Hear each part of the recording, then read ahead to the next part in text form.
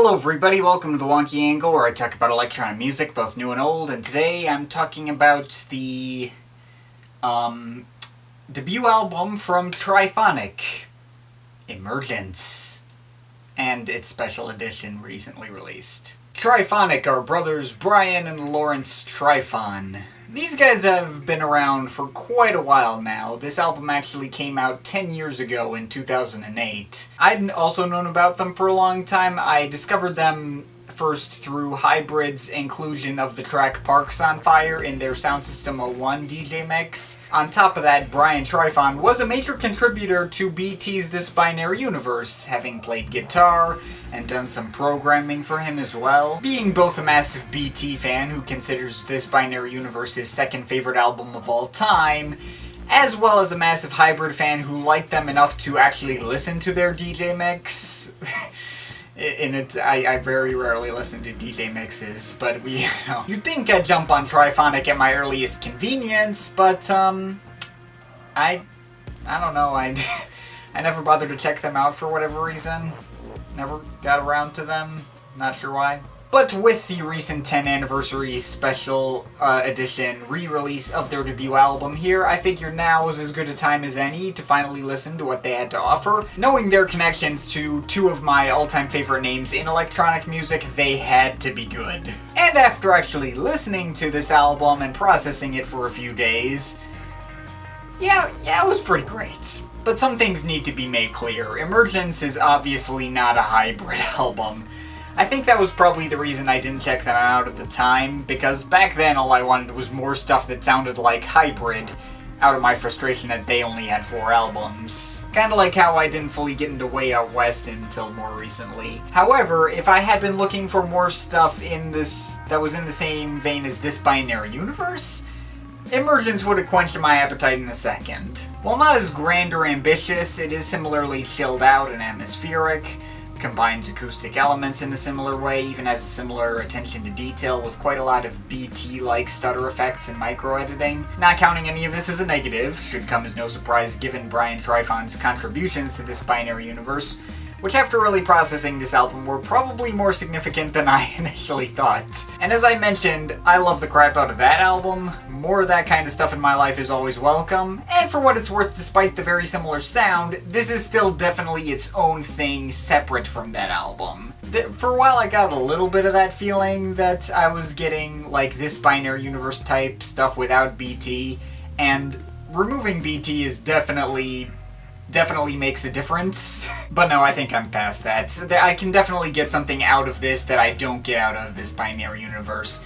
Mainly in that this is much more of a band-oriented effort. Sure, it feels smaller in scale, but it's also much more personal and intimate. The acoustic elements get more of a focus here as well. It does feel like it started out as a rock album and then got converted into electronic later on. And I believe that's what they actually said in their little producer commentary that came packaged with this special edition. I have not listened to the entire thing, just the first couple of minutes. But they did say that. You find out exactly what you're getting into with the opener and title track on here, starting out with some chopped up piano sounds with glitchy effects, and soon transitioning into an abstract post-rock kind of thing. With a beat so off the wall, it makes it sound like this track has a weird time signature when it really doesn't. There's even some Asian instrumentation here, kind of giving it that Zen flavor a little bit. Even some little glockenspiel or bell noises near the end too, always game for that kind of thing. And this blend of sounds forms a bit of a formula with the other instrumentals on here basically being variations on the same vibe, but nonetheless still effective and fun to listen to and setting themselves apart as their own tracks. Stuff like the more hard-hitting and abrasive Vacuum Tree, the more minimalistic and mysterious Terminal A and B, which tend to let the effects take precedence over the music and seem less human, though in a good way. And in the first half we have stuff like Infiltration, which comes off almost like a jazzy soundtrack piece in some parts, and Transgenic, which is a lot airier, more atmospheric and pensive. Perhaps unsurprisingly though, the instrumental standout for me had to be the longest track on here, and the one that first brought Trifonic to my attention, Parks on Fire. This has to be the closest the album gets to living up to This Binary Universe.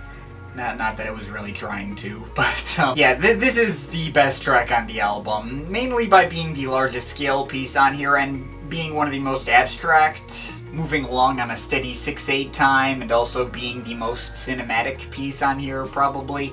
Continually staying interesting throughout and with so many moving parts, but still being kept together with the rock instrumentation and other elements like that. It's like a darker, more hopeless, and more sonically abstract little cousin to Good Morning Kaya. But the instrumentals are only part of the album. There are 4 tracks on here with vocals being Broken, Lies, Sooner or Later, and Good Enough.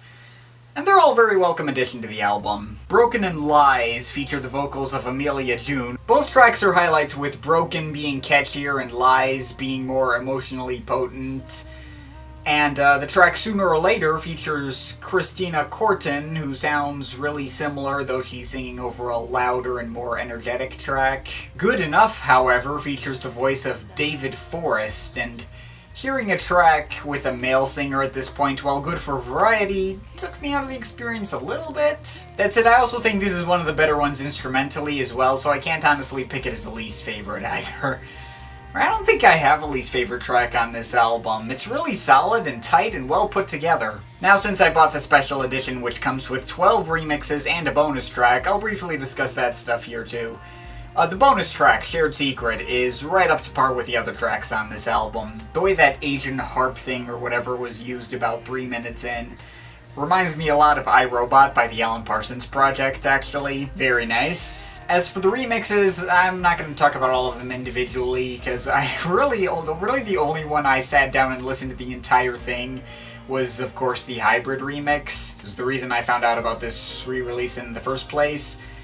But, that Hybrid remix was absolutely freaking amazing. I think I might like it even more than the original. I mean, on top of repurposing it as a drum and bass kind of track in the vein of their original material on the Drive Club soundtrack, they added some extra instrumental flair too. I feel like I heard some orchestral sounds that weren't there before. I think I even heard Charlotte Truman's voice in there, mixed very low near the end. This remix seriously hyped me up, and if it's anything to go by as far as their upcoming 5th album, I am even more ridiculously excited for that than I already was previously. The other remixes I mainly just kind of skimmed through, have just listened to parts of, so I haven't properly sat down with the others, but some highlights that stuck out to me from what I checked out were the 10-minute, almost synthwave-esque mix of Transgenic from Heck-You, however you say that. The more club-heavy mix of Lies by John 00 Fleming, John 00 Fleming, and a more intense vocal remix of Parks on Fire from The Science. Oh, and also the M Machines mix of Sooner or Later that took itself way less seriously than the original.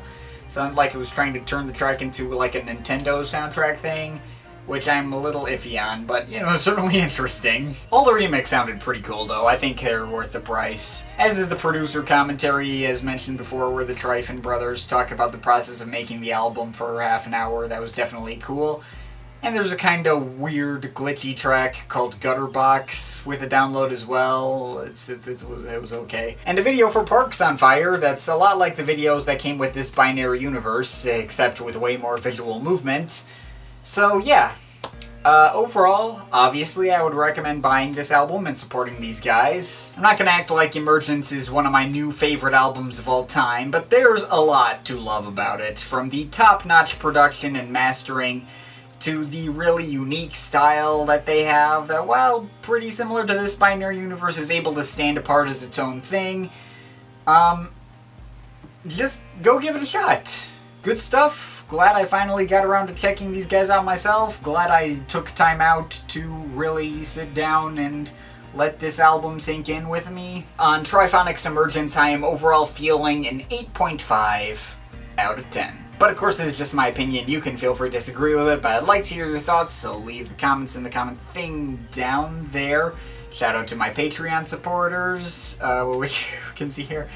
If you want to add yourself to that list, or if you want me to check out a thing that you released on Bandcamp, or make me review something, then you can check out the link to my Patreon in the description.